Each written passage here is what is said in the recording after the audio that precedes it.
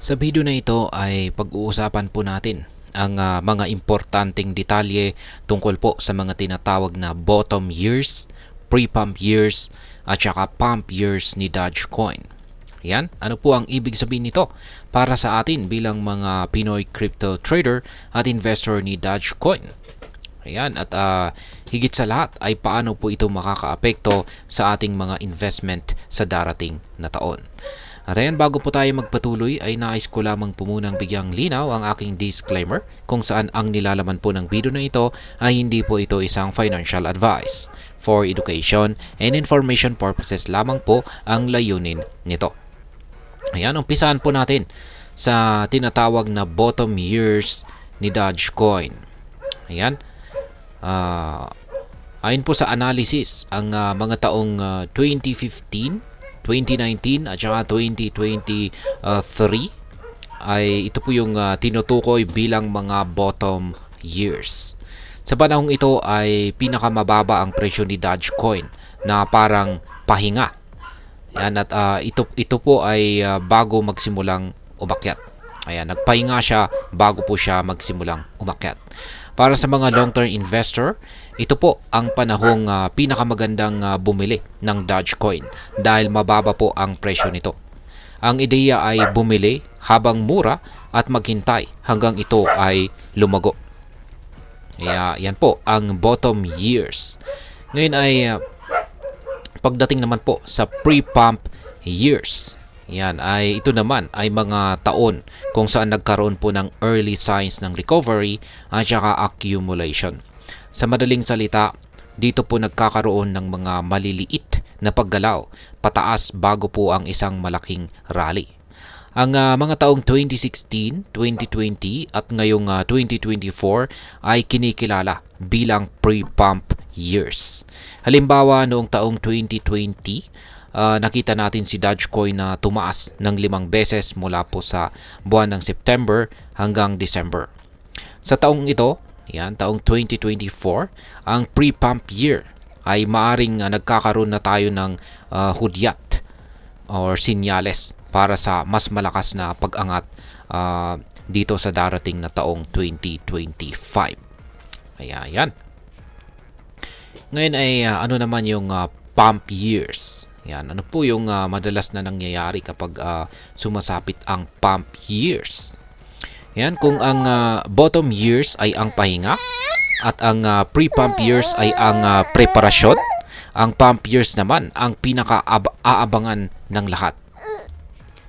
At ayan, uulitin ko, ang bottom years ay pahinga, ang pre-pump years ay ang preparasyon, at ang pump years ay ang pinaka-aabangan ng lahat. Sa mga taong 2017 at saka taong 2021 ay nakita natin ang mga malalaking pagtaas sa presyo ni Dogecoin. Sa parehong taon, si Dogecoin po ay nag-set ng mga bagong all-time highs. Ayon sa mga eksperto, ang taong 2025 ay maaring maging sunod na pump year. Ngayon ay ano po ang sinasabi ng mga technical signals sa weekly chart? Ayan. Bukod po sa bukod sa yearly analysis, may mga mahalagang detalye rin na makikita sa weekly charts. Yan, yung nakikita nating chart dito ay 12-month chart ni Dogecoin. Yan, isa itong Doge yearly candle. Yan, yung sunod siguro na chart. Yan, yung check natin. Ayan. Yan, ito po yung weekly chart. Doge spinning top. Ayan. At yan po yung kasalukuyan na binubuo na candlestick ni Dogecoin dito sa kanyang weekly chart time frame. Ayan, ayon po kay trader Tardigrade, lumitaw po ang isang pattern na tinatawag na spinning top candlestick. Karaniwang sinyalis po ito ng market indecision o kawalan po ng kasiguraduhan.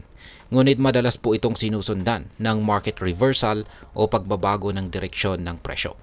Hindi lamang po ito ang unang beses na lumitaw ang pattern na ito kay Dogecoin. Noong September at saka October ng nakaraang taon, nagkaroon din ng parehong pattern kung saan ay sinundan ng pagtaas sa presyo ni Dogecoin. Dagdag pa rito ang Relative Strength Index or RSI ay kung sana isang mahalagang metrics technical analysis ay nasa support level na rin. Kaya base po sa kasaysayan, kapag tumalbog po ang RSI mula sa level na ito, sinusundan po ito ng malalaking pag-angat na presyo. Kaya, ayan, yan po yung RSI. Ngayon ay posible bang umabot sa presyong $1 o higit pa itong si Dogecoin? Ayon po sa mga analyst ay malaki ang posibilidad na lagpasan ni Dogecoin ang presyong $1 sa taong 2025. Lalo na't ang mga technical indicators at historical trends ay nagtuturo sa posibleng breakout. Ang ilan tulad po ni Trader Tardigrade ay nagsasabi na ang market cap ni Dogecoin ay maaring umabot ng $4 trillion. Kapag nangyari po ito, ang presyo ni Dogecoin ay maaring umabot ng higit sa $30 bawat isa. Yan, or bawat Doge. Ngayon ay ano po ang epekto nito para sa atin bilang mga Pinoy crypto trader or investor ni Dogecoin? Para sa atin, bilang mga Pinoy trader at investor ni Dogecoin, ito po ay isang mahalagang impormasyon. Kung totoo po ang mga prediction ay maaring isa itong pagkakataon para sa mga gustong mag-invest kay Dogecoin bago po ang malaking rally. Gayunpaman ay dapat po nating tandaan na ang cryptocurrency ay isang napaka-volatile na market. Kailangan pa rin ng maingat na pag-aaral at risk management. Hindi po sapat na umasa lamang sa tsamba o hype. Dapat ay meron po tayong solid na plano sa ating pag-i-invest. Ngayon ay ano naman po ang aking masasabi tungkol dito.